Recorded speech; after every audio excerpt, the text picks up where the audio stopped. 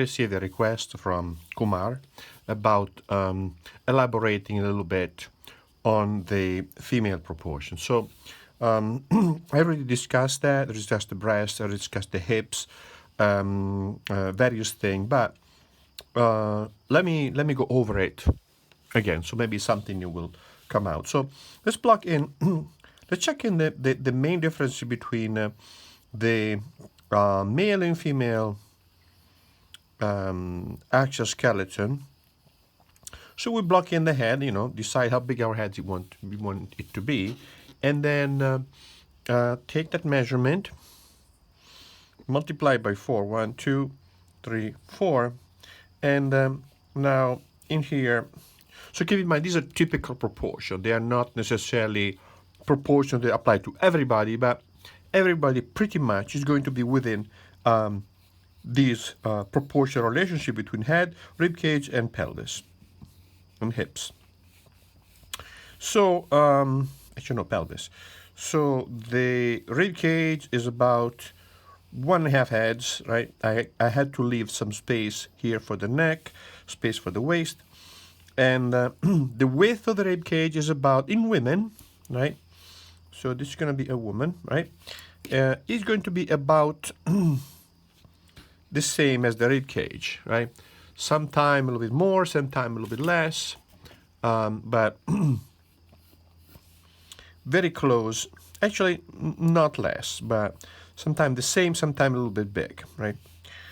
But the pelvis is going to be a little bit wider than the rib cage. So I bring down the width of the rib cage, widen up in here, right? Add a little bit to the width of the rib cage for the pelvis, and that's going to be the pelvis. So now, if I want to compare this with a male skeleton, right? So I bring in the head here, over here, right? And then draw the head.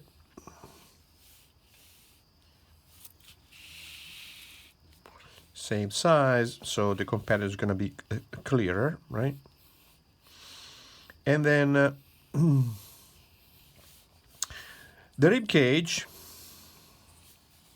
more or less the same height, but the width is going to be bigger. The width of the rib cage in men is more than 1.25, so more than 1 head, so it's about 1.25. So it's going to be a little bit wider, right? A little bit wider, yeah, about 1/4 of a head extra. And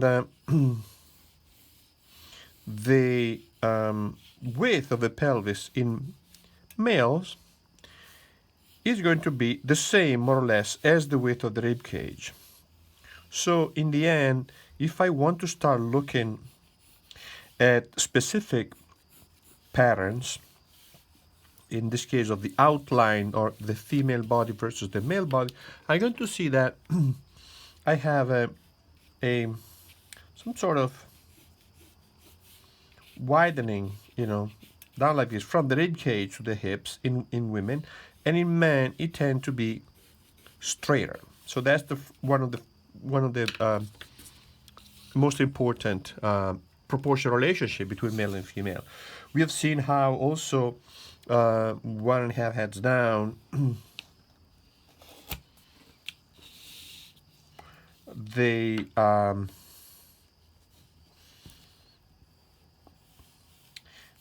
ankles, sorry, the knees, right? The knees here, the knees about a little bit less than 1 head, 7/8 to 1 head. Bringing down the outline of the thigh here in women, right, like this, I will have a steeper angle than in men, because the femurs in women start from further out and they had to reach in the same place. But in men, the femur will start not little less for further out and then end up in the same place. Therefore, the angle, this angle of the thighs in men is smaller. So if I compare now the tilt of the pelvis, right? Oh, sorry, the tilt of the ribcage versus the pelvis. I can do this again, right? And I'm going to see how in women the tilt of the ribcage tends to be more pronounced than the tilt of the ribcage in men, and also the pelvis. So this angle, right, between the ribcage and the pelvis tend to be more pronounced, right? So also the hips in women looks higher, taller, because I'm going to have this pronounced change of angle at the end of the rib cage, whereas in men, the tilt of the rib cage is not as pronounced, right? Tend to be straighter, so that the change of angle in here is going to be not so visible, and I have in men have a better distinction between the end of the rib cage, the iliac crest, and down the pelvis, so that the pelvis in men looks this big, and in women, because of this higher, sharper change, the pelvis looks bigger, this big. Sometime this measure and this measure in women are very similar, but not so in men, where there is a clear distinction between the rib cage and the pelvis. So now another distinction between male and female, because actually we could draw it here, right? Because so let's block in the scapula, sorry, the clavicles in here, and had the humerus out just outside the width of the rib cage here and here. So the arm will get down more or less at the level of the waist, right? Here and here. And when I have crossed arm like this, right? Crossed arm like this, the because of the narrower rib cage, this square that is created by the clavicles, the upper arm and the forearm tend to be squarer than in men, because of the widest upper part in here, right? And this looks clearly more like rectangular shape rather than closer to a square, right? So you see how the specific shape of the rib cage creates then precise outline of body type, body form, body shapes, right? So if the position in women, they let me see if I can get two drawings in here, right? So in women, the position of the breast tends to be not frontal. So we have seen, actually, let's do one thing here first. So in men, one head down, right? One head down from the chin, I have the fifth rib. At the fifth rib, I find the nipples, right? But in women, fifth rib does not necessarily mean that I have the nipple here, because the breast could be at the level of the fifth, or a little bit higher, or a little bit lower, right? Depending on the size of the breast. So when I want to find the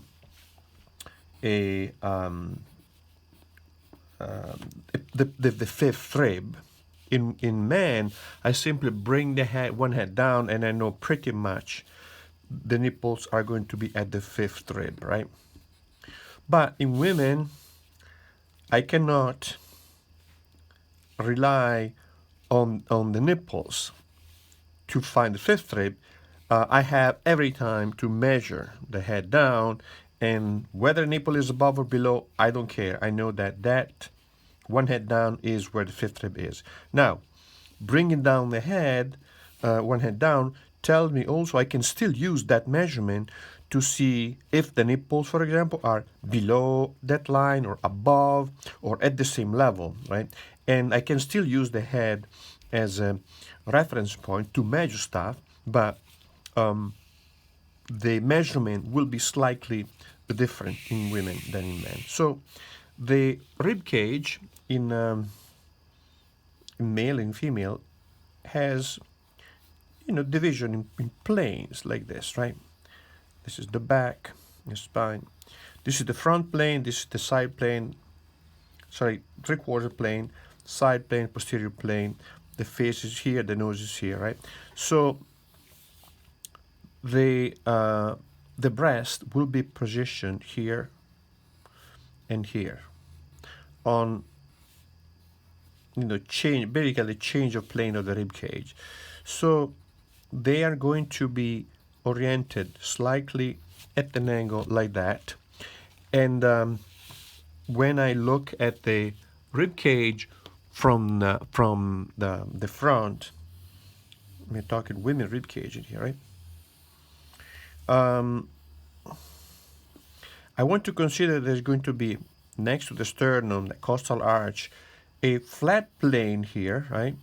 Flat plane in here. And this plane turns, that's where the rib turns, right? So the breast will be kind of here, between the flat and the turning plane. Flat and turning plane. So that the breasts tend to go down this way and this way, and they don't look straight ahead. So the outline of the breast will be not symmetrical, meaning not like this, right? Not like this, but like this. Pectoralis, breast, skin, nipple. So here, if you look carefully in the model, you will see that there's a change of light in here. This is the form of the pectoralis, and this shadow here is the mammary gland. The mammary gland doesn't necessarily have to be like this. It could be also like this. Right? Really depends on the type of shape, type of breast, etc. But also, with increased body weight, when we put up weight, the breast will also get bigger because of the fat. So in here, at this level here, at the level of the shoulders, I will have the change of angle here between the pectoralis and the mammary gland. And on this side in here, I have the breast pulling down this way. So this margin of the breast will be at an angle, whereas this tends to be straighter down like this, right? So do not draw the breast as two symmetrical sphere, because they are not. It's they're going to be more easily schematized as forms like this, in fact, right? Like this. They tend to be more like this. And then, of course, I have the pectoralis in here, and the pectoralis in here, and the nipple.